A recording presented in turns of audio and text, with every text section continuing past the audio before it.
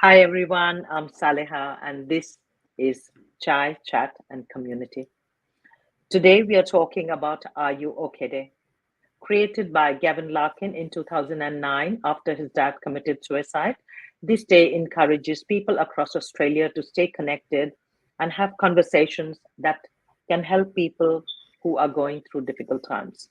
Simple words. Are you okay? But it can have a huge difference in somebody's life. Before we start, and I introduce you to my guest, I would like to acknowledge the traditional owners of the land on which we are meeting, and I pay my respects to the elders, past, present, and emerging. Hello, Nischal. I Hi, love Saleha. the way you pronounce your name because as a Bengali, we say Nischal and not Nischal, so it is fantastic. Thank you for joining me. No worries. Thank you so much for having me here. It's a pleasure to be here. Pleasure. And same here. I mean, I met you last month, and what an impression you made. Oh, really? I'm so So, glad. Nishal, I know you have a very powerful story which you shared with us. So, tell us something about yourself before we get into our yoga today. um, Hi, everyone. Namaste. I'm Nischal Niroula. I'm from Nepal. I just completed my master's in IT in software design and development and project management, and I'm currently working as an AI software engineer in Melbourne. I'm also one of the Study Melbourne ambassadors for 2024. I always had that passion for people and technology, and I find myself in a space between those two. So I have always been trying to leverage the power and potential of technology for the betterment of the world around me. So I've been involved in various personal projects myself. Some of them include a mental health AI, a platform that aims to fight food waste and world hunger. And currently, I'm working on an application for international students that contains all the information, all the resources needed by international students to get started and to thrive in this journey. Except for that, I am also involved in various brilliantly run non-profit organizations like CVA, MWA, FE, of course, Study Melbourne, of course, and JCI. Except for that, I advocate on mental health, personality development, and professional growth for international students and young professionals through various platforms, including my own podcast. So that's Right? basically me. Do you have any free time at all? Oh, very hard question. I rarely do have free time, but I feel like I have time for doing good. Except for that, I don't have time to live my life. Well, you need to. You need to have free time and do stuff that you enjoy, you know. And Melbourne is a beautiful place. Victoria is gorgeous. So you talk mental health, and mental health is also looking after yourself. We Sure. keep saying mental health. Yeah, we keep saying mental health is as important as physical health. So you need to also take time out from your computer, doing all your volunteering work, and take time out for yourself. Very important. Yes. So I try, and my definition of self care is just treating myself right, and just having a kind like being kind to myself, taking myself on some days, going to the gym. But yeah, I do have my self care time, but it's different than what normally self care means to people. Okay. If it makes you happy. Yes, of course. Um, so you came in as an international student, Nishal, and Yes. how was life during the initial days? Did you know anyone? How did you make friends? And how, more importantly, how did you integrate? That's the most difficult things I hear students going through. How do you integrate? Because for many, this is the first time that they've been outside the comfort of their homes. For Mhm. many, that's the first flight they're taking in their lives at the age of 18 or 22, whether you're doing bachelor's or master's. What was your journey like? My journey was really interesting because I always thought that I needed to do something in Nepal. So I was in Nepal after I did my bachelor's for a few years, but then I realized that no, I needed to go out to learn something, to learn about the world and bring those things back. I realized that there will be hardships. It won't be as easy as living with parents or living around that support system. So, July 13th, 2022 was the day I landed in Australia, and I was a young student full of hopes, dreams, that motivation to do something And great. so cold, so cold. It was, July, it was, it was very cold, but the air was so pure, so fresh. fresh. So I flew from Kathmandu, which is one of the most polluted city in the world. So when I took my first breath in Melbourne, I felt like I was in Himalayas or somewhere.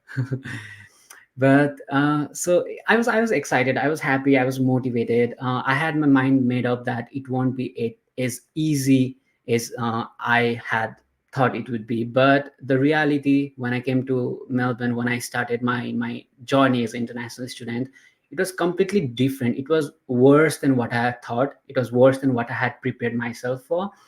And if somebody is watching this who are planning to go abroad to study, then I want them to know that life as an international student is not as easy as they saw it online. It's not as easy as the consultancies tell you, or the papers or the internets. So Yeah, because you they are get to selling understand. the, yes, they're selling a product Of to you, isn't course. it? They will say like this is the best place to go. You won't have any issues, but you won't know until you are actually here. So it was hard.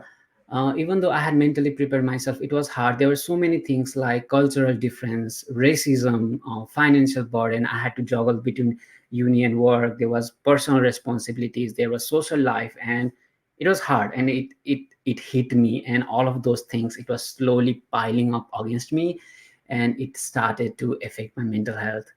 So So hang it on, was before you talk mental health, was there racism when you came, when you joined, and you were in Melbourne University? So it's not like, you know, anywhere else, a premier university. sorry. I'm in CQ, Central Queensland Uni.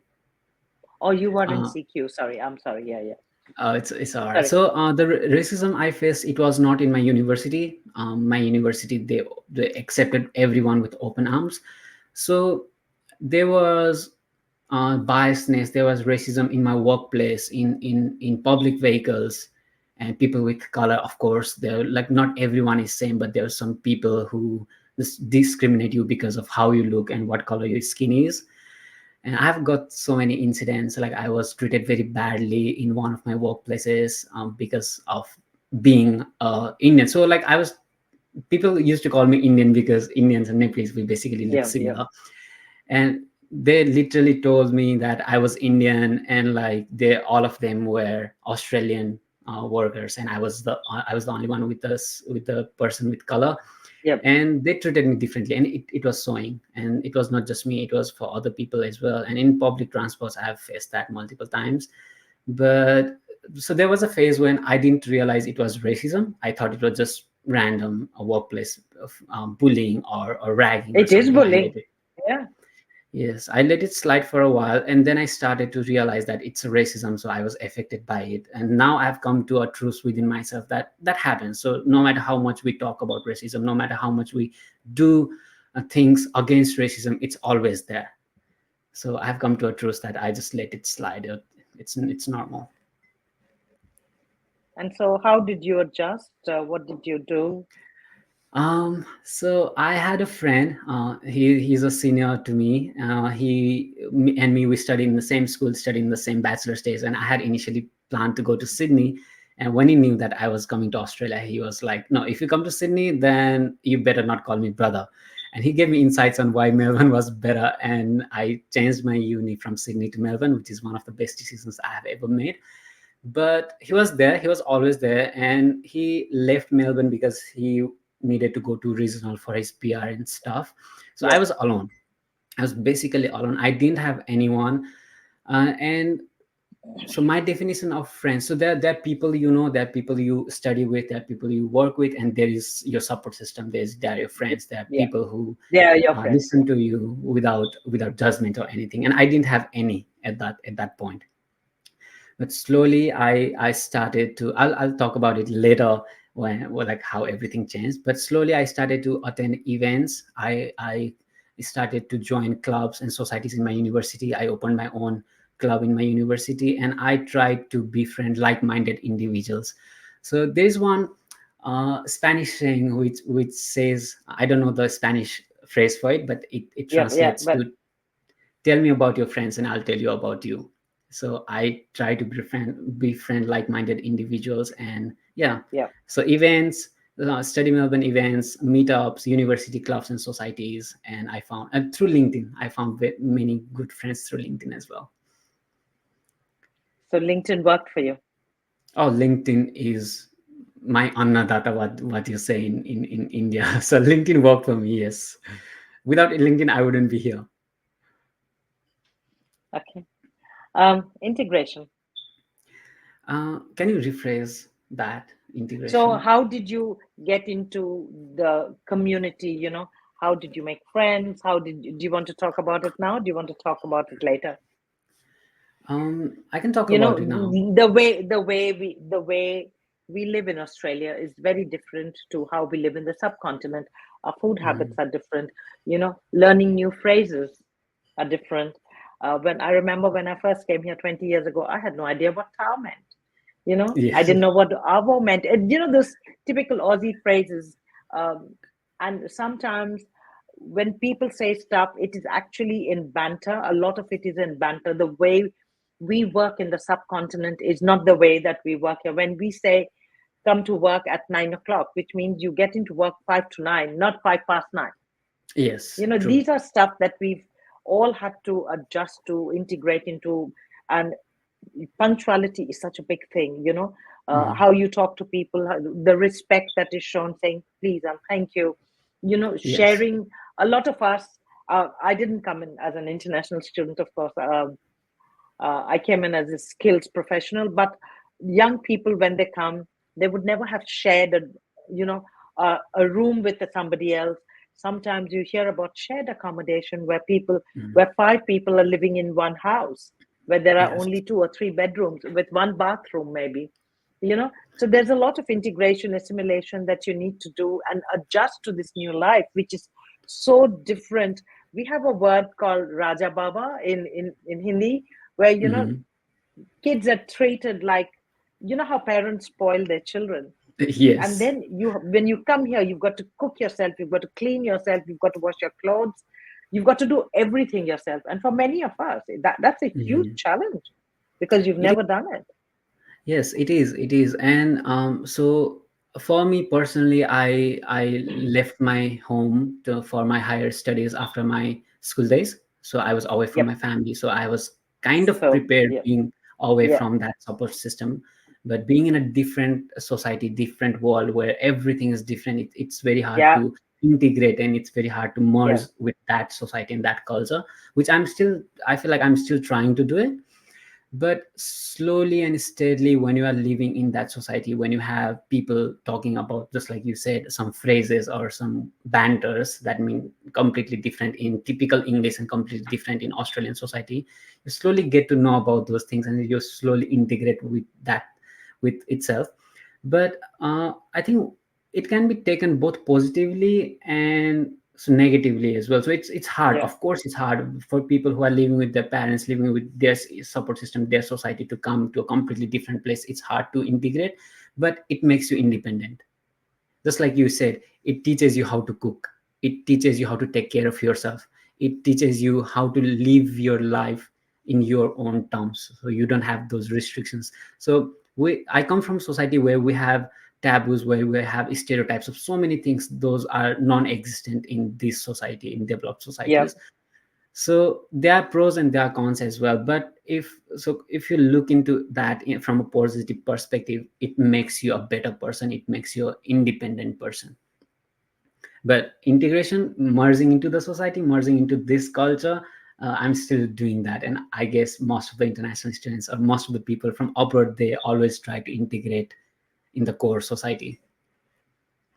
One of the things I remember, so somebody said we were in a group of people, and there were a lot of people from Asia, as in our part of the subcontinent, not Asia, as in Asians that we talk, people from the subcontinent. And she said, like in our culture, when you're talking to a person who's senior to you, and you respect them, you never look into their eyes and speak, Yes. you look down. Yes. However, Yes. here, if you don't look into a person's eyes, they'll say you're cagey, and why should I trust you? So, it's these Yes. simple, simple things that make a lot of difference. That you have what you've learned is what you unlearn and relearn different things.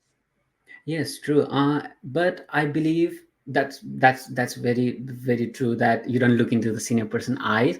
So for me as well, I have had time spent with you, so I look up to you as a very respected person. So, but when I'm having a normal general conversation, like I still have that positive effect of my culture. So Yep, not to look into person's eye directly, but when you have to discuss about something that you need to show yourself confident, when the situation comes that you need to look into the eye of the other person, then like you have to do it. So it's all yep. about taking the positive from both of the culture and integrating in your own life.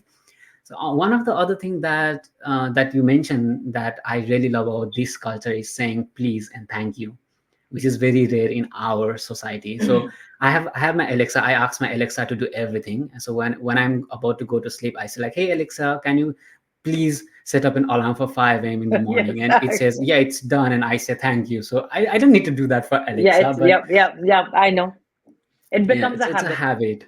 Yes. Yep, And another and it's a thing good is, habit. yes, when you are passing by from like with a complete random stranger, if you happen to look at them and they happen to look at you, you share a smile, It's that. which is Yeah, very you rare smile, you in say our yes, culture as well. So those are the things that absolutely. positives that you need to pick up. And there are, of course, there are negative aspects in every culture. You just, Of so when course, you are yes. sharing cultures, when you are sharing societies, you just have to pick positives and leave the negatives. Yep. Yeah. So now to the most important part of the conversation. So you are a mental health ambassador and you have your own podcast. When did you start? How did you start? And why did you start? I have a very interesting story about And that's it. the one I want to hear because I So don't know. You, so like I mentioned before, there are so many things that were piling up against me, like financial burden, or the things that I have already discussed about, that every international students face. Towards the end of 2022, I was in a very bad mental state. All of those things had accumulated, they had piled up and pushed me towards the negative side of mental health spectrum. So I was going through severe panic attacks, I was going through depression, and I was feeling the early symptoms of schizophrenia as well. And on January 3rd, 2023, so this is something that I have not said with the outer world in this detail, but January 3rd, 2023, I hit absolute rock bottom, and that night I was consumed with dark thoughts of giving up on life. So I was thinking of consequences, I was thinking of scenarios of what my parents would think, what my relatives, what my friends will think if I died today. And I was visualizing those scenarios, and it would be a lie if I say that I did not have a suicide note with me at that time, right? So I do not remember what happened. So only thing I remember of that night is I had my head on my hands. I was sitting on my desk. I had a paper in front of me, and I was just thinking of those scenarios. And I don't remember what happened afterwards. I slept. I fell asleep. Next morning, I woke up. I went to the bathroom. I saw myself in the mirror, and I did not like what I see. I saw a depressed, swollen, obese, alcoholic, like sleep deprived guy staring back at me, and I did not like that view. And there was a voice inside my head that said, "This is not you. Like, this is not what you are supposed to be doing. This is not what you are supposed to be thinking. You have your purpose. You have bigger things in your life." So that was a pinnacle of my life where my life changed. So my that voice inside of me, it was cursing at me, it was motivating me, it was keeping myself accountable to change my life around, and I simply just followed that voice. So I used to work 80, 90 hours a week. At that time, I paid my uni fees by myself, but I would still come back home at like 11 p.m. in the night, go to the gym until 2 or 3 a.m. in the morning. I had no motivation. I didn't have energy, but there was that voice inside of me that just kept on pushing to make change in my life. And I signed up for a marathon, half marathon. If you can see, that's the medal for my half marathon, and that's one of my biggest achievement, because I was 80 kgs and I couldn't even run for a minute or two, and I ran a half marathon with a broken ligament on one foot. So for few days before the marathon, I had an accident, and my doctor told me that running a marathon was out of the question. But that marathon, that finish line, it was not just a finish line of a race. It was Yep. it was finish line of that negative me, or that depressed me, and I wanted to run it anyway. So I ran through the marathon with a broken leg, literally. And when I crossed that finish line, I felt that, okay, that that me is done, that me is died. And I literally feel that that night I died and I got my rebirth. So the person that you see, the positive Resurrection. guy, resurrection. I feel myself as a phoenix, like resurrected from the ashes, honestly.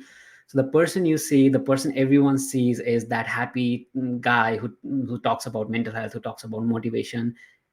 I was not that person until January 3rd, 2023. So it changed.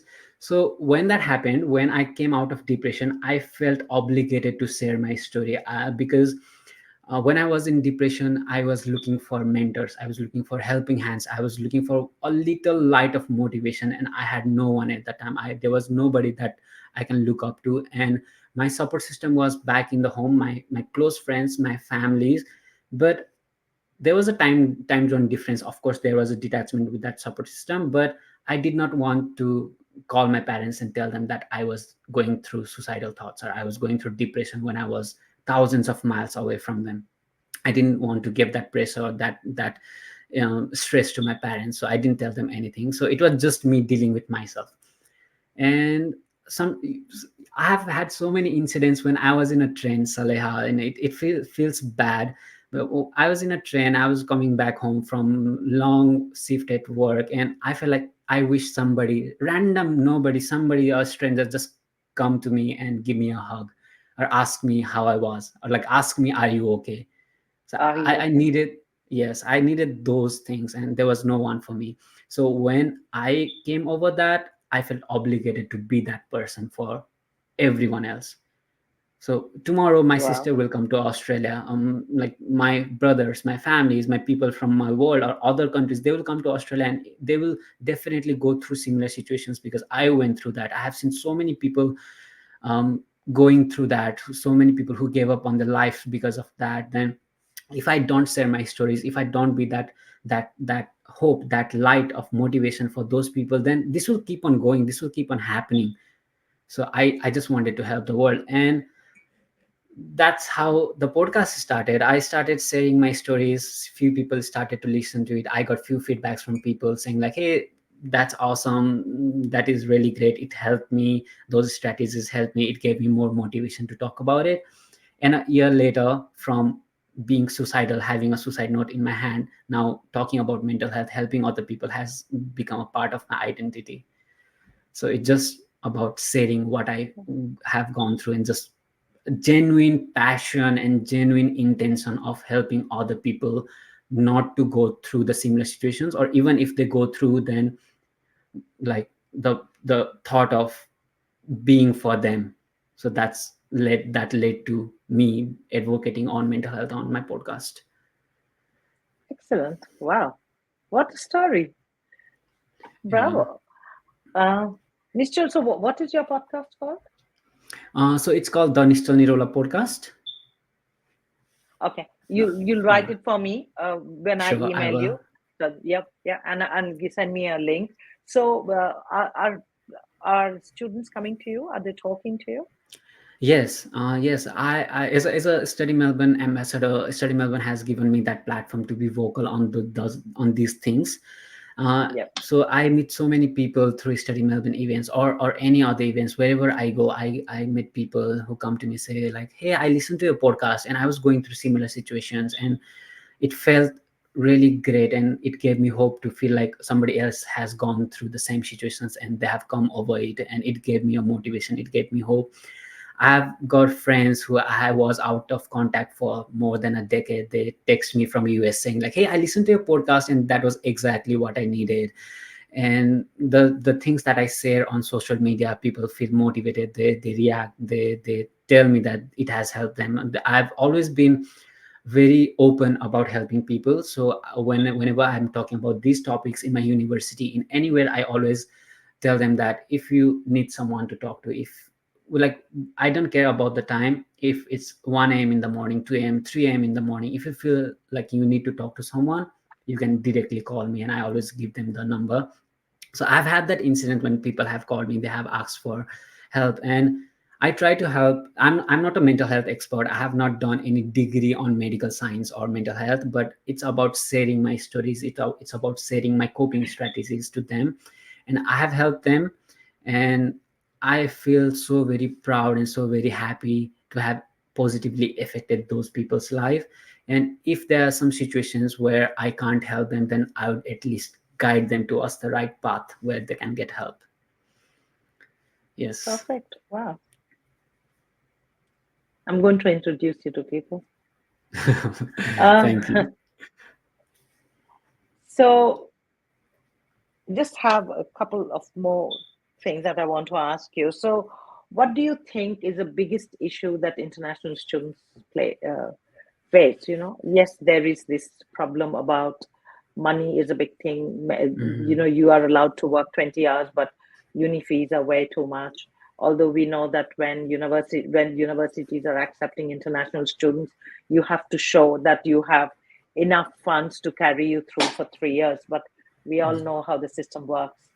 So um, I met I I used to work in a university a few years ago, and I met some really awesome kids. And there was this young girl who said to me that she'd never ever sat in an aeroplane, but she sat on an aeroplane for the first time in her life. She came to Melbourne. She did not. She told her parents she didn't need their help. She found a place in 2 days' time. She had the money. She got herself sorted. She studied. She's got a job. She's now a PR. She was my role model, still is, and now Yeah. now you. So what I mean, you talk to students. What is it that they face the most? Because sometimes, in again in our culture, just simple words like "Are you okay?" It's just not Hmm. happening. I mean, or even if we say "Are you okay?" in whatever language we speak, I don't think it we say it with the right intentions. It's just a form of greeting, Hmm. you know. It's Yes. just a form of greeting, not to ask, "Are you actually feeling okay? I Can I help you?" But these words can be very, very powerful, isn't it? Yes, yes, truly. So we ask, "Are you okay?" To our friends or to other Yeah. people of the community in our culture as well, but it's taken very lightly. So imagine we Yep. hadn't met in this society, this scenario. We're still back home, and if you came to me and said, "Are you okay?" Then I'd be like, "Yeah, whatever I'm going through," Yeah. I'll say like, "Yeah, I'm Yeah. fine. Yeah. It doesn't Yeah. concern you." I like, because it's not about the person's mentality, it's about how the society has curated around those things, like how it has seen mental health as a taboo, and how it has stereotyped the people Yeah. going through mental illness. Because there are various forms of mental illness. There's a spectrum from being mentally well to being mentally ill, and if anyone comes up in a society, in from where I come from, so it's underserved areas of underdeveloped country. Nepal is underdeveloped developed country now. And so when somebody says they are not feeling well or they are going through mental health issues, then people usually see themselves as weak, as someone like who, like, in their words, somebody who can not do anything in life, they're just given up their life. And it's looked as very very negatively. So Yeah. I want to connect that with something. So I was working, after my bachelor's, I was working in an IT company. It was really good paying IT company. I was doing well, but I was going through some mental issues at the time. And I told my CEO that I was lagging behind on my task and everything. And I was very open about it from beginning. I told my CEO I was going through mental health issues. That person made so huge deal of that little thing that I had to quit the company. So like, he had a separate meeting with everyone else in the team and all the executive members, and he told them that Nistal reached out to me and said like he has mental health issues. What does he mean by he has mental health issues? And like it was taken very lightly, it was taken as nothing. So I'm talking about well established IT company, like talking about company that deals with international clients, with technology, with advanced level of science. And so for us to talk freely about mental health, for us to understand the importance of asking are you okay, we need to talk about mental health, we need to advocate on mental health. And whoever has voice, whoever has that power, whoever has that authority of making few other people listen, they should talk about mental health. Because as long as we don't talk about mental health, as long as we don't make uh, a comfortable environment around people going through mental health, or comfortable environment where people can freely talk about mental health, we are not like we will not be able to eradicate this issue of seeing mental health as a taboo from that society, because it's Yeah. rooted in the roots of the society, right? So Absolutely. Absolutely. it Yeah. it's not only about helping other people with mental health issues, it's not only about just randomly asking are you okay, it's about saving lives. Because in Nepal, I'm not sure the exact number, but there are double digits of people killing themselves every day, and they range from like 12, 13 years of kids to 70, 75 years old people. So where's the society going? Like what have we been doing against these things? Like we have rules, we have regulations, we have so many things. We organize events, we organize various awareness programs, but it's only for agendas. They're always backed by some political agendas until and unless we don't. So there are people So we going have to out in these actually embrace events. the whole thing, isn't it? We have to Exactly, embrace it yes. and actually bring in awareness to make a change. Yes.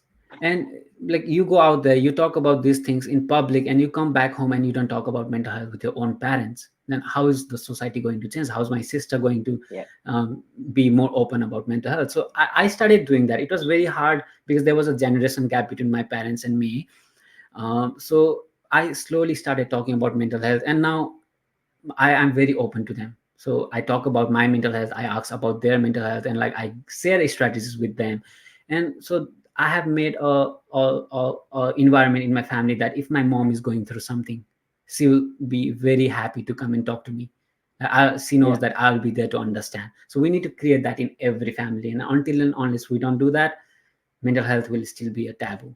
And I think that is one of the major issues that, so joining it back to the international students, that is one of the major issues international students face. Because in Australia, talking about mental health is okay. It's okay to not be okay. So are you okay there? We have mental health days, we have various events and seminars of mental health. There are organizations, brilliant organizations having these events, but we come from society where they are looked as taboos, and it's very hard for us to transition between these two societies, right? So we need to make that change in our societies as well. So when international students come, I was feeling, um, I was doubting myself when I was about to go see a counselor, because in our society seeing a counselor means you are Yep. not mentally ill, Yep.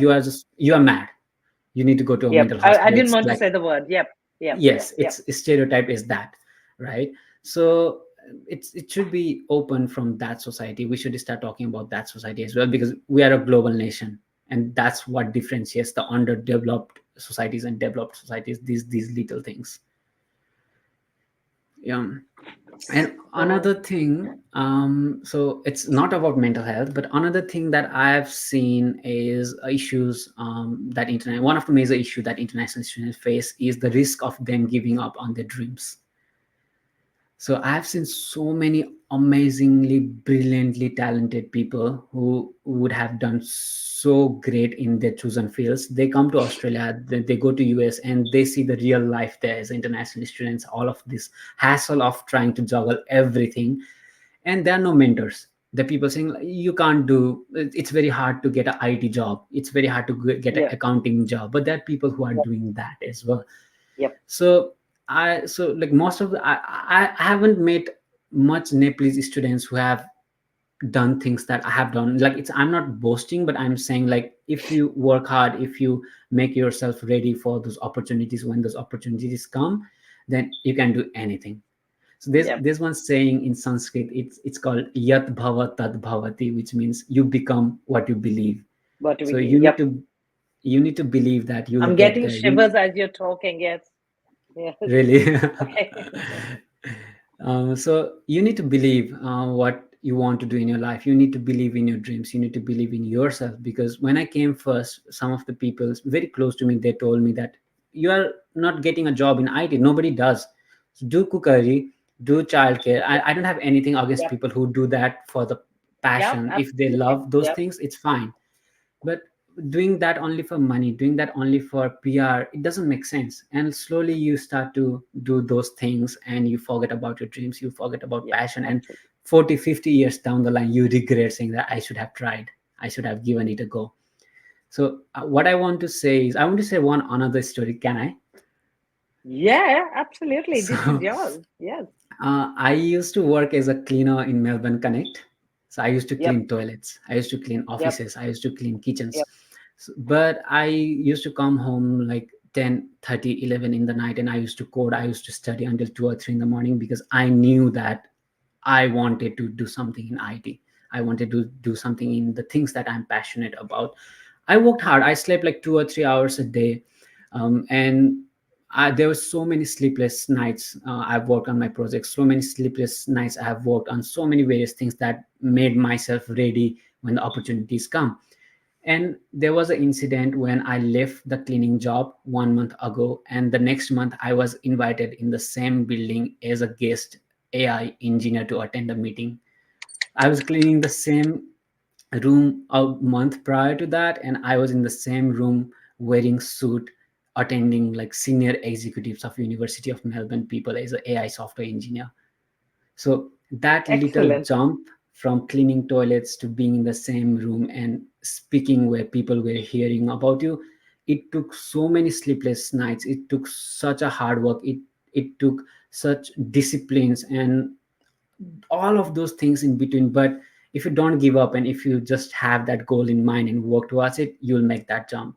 And it's not just me, it's like everyone who's trying to do something out there, who's just feeling tired of their hard work and like unmotivated at this point. Like, if you are listening to me, then just work a little bit harder, just work a little bit more, and you'll never know when the opportunity comes. And when the opportunity comes, if you are right for that position, if you're right for that opportunity, and you'll get there. So I have made that jump, and I know that you can make that jump as well. Yeah. Amazing. Amazing. Love it.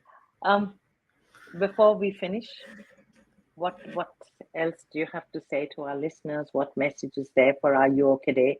Because my definition of Are You Okay has changed a lot since I've come here. When I ask somebody, Are you okay? I actually mean, are they okay? And they can talk to me, they can, and let me tell you, most times people don't say anything. They're still embarrassed, and it's not just us. It is Yes. even local here. There is still a stigma to it. Hopefully soon it'll be normalized. But Yes. until then, I keep asking, what is your Yeah. message to all our listeners? I think I have talked about everything, whatever it was in my heart. So I feel like there's so many things that if somebody's listening to me, I have relayed that message to them. But what I want to say, what I want to add to that is, yeah. So people feel afraid to talk about mental health. People feel afraid to talk about what they are going, with the fear that people will judge you. If we are specifically talking about Australia, if we are specifically talking about Melbourne, or these cities, then all of us, like most of us, are international students. Most of us go through the same things. Most of us goes through similar stress. So if you are going through something, then I must have gone through something as well. So I must be going through something as well. So it's okay to share your stories. It's okay to ask for help. It's okay to go see a counselor. It's okay to talk about it, because it's okay not to be okay. But saying that, it is also absolutely necessary to emphasize on the other person as well. So let's say I'm seeking help. I'm going through my mental health issues. I'm seeking help, but I'm only trying to get help from people, but I'm not self aware about what if something I say can affect the person in front of me negatively? What if that person is already going through mental health issues and something I randomly, jokingly say about can push that person to us the age of mental health spectrum? What if like something that's not very huge for me can be a huge deal for that other person? So we should also be aware of what or how we are trying to deal with that situation, or just understand what the other person is going through and just empathize with that person. And it's all about sharing stories, it's all about helping each other. Because are you okay, asking somebody's are you okay, just giving to going to random, I have asked so many people, random strangers, if they are going through something, like you can see in their face, in their behavior, if somebody is going through something. I've asked them so many times, are you okay?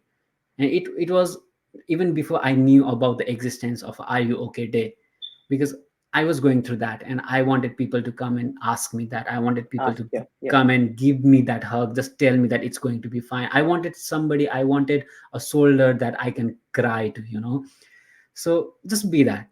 Everyone has gone through the similar situations. Just be kind to the other people as well. Kind to yourself, be kind to yourself, but be kind to other people. Ask them, because your one little hi, your one little smile, your one little question of are you okay can literally save the other person's life. Absolutely. Yeah. So just be Absolutely. nice. Just be nice to everyone. Nischal, That would be my thank you very message, much. I guess. Very powerful words, very powerful message.